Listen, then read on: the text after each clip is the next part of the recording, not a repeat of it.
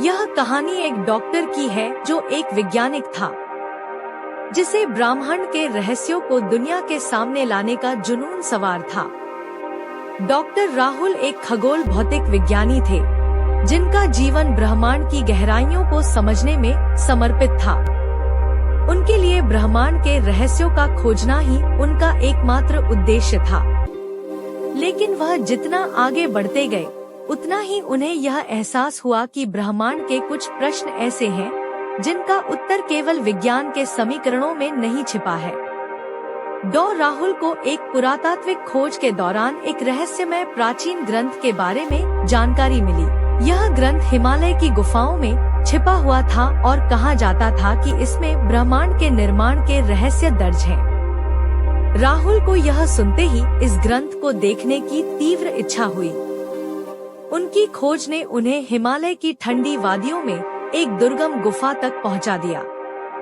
गुफा के अंदर गहरे जाकर उन्हें एक प्राचीन मठ मिला, जहां साधु ध्यान में लीन थे।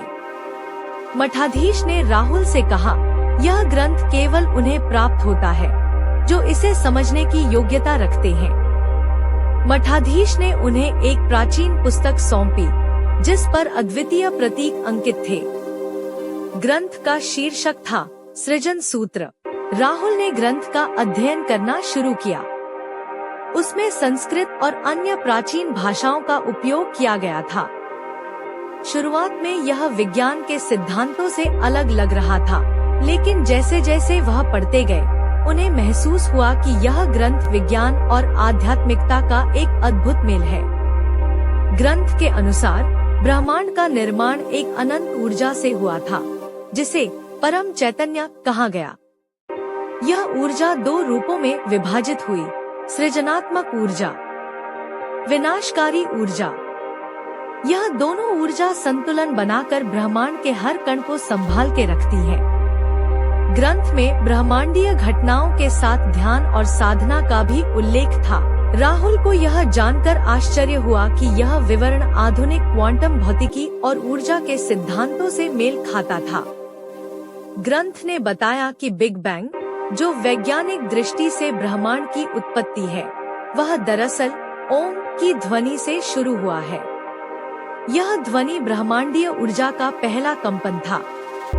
राहुल को समझ में आया कि जिस डार्क एनर्जी को वैज्ञानिक खोजने का प्रयास कर रहे हैं, वह इसी परम चैतन्य का वैज्ञानिक रूप हो सकता है।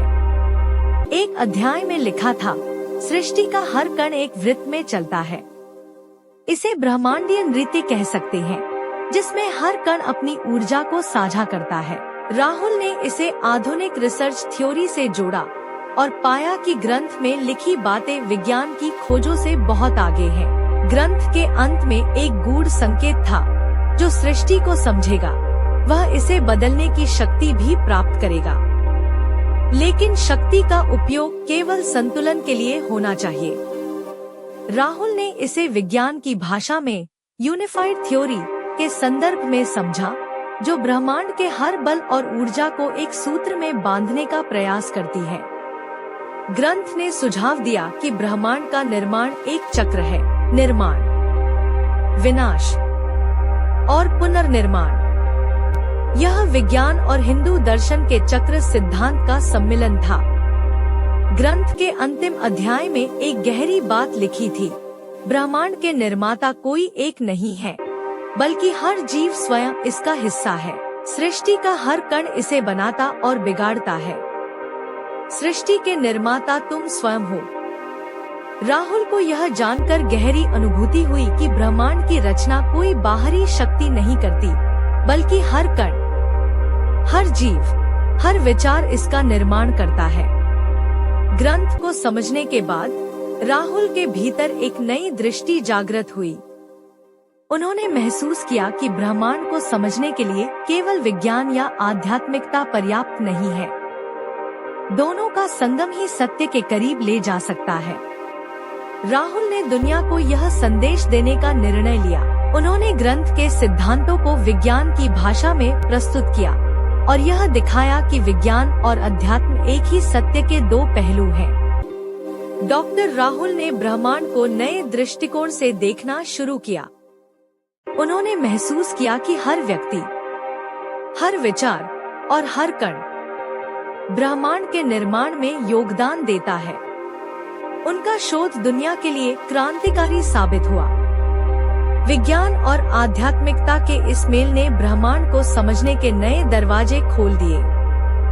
ब्रह्मांड का निर्माता वह है जो इसे समझने और इसे संतुलन में रखने का प्रयास करता है। यह कहानी न केवल ब्रह्मांड की गहराइयों को छूती है, बल्कि हमारे भीतर छिपे रचनात्मक शक्ति को भी उजागर करती है।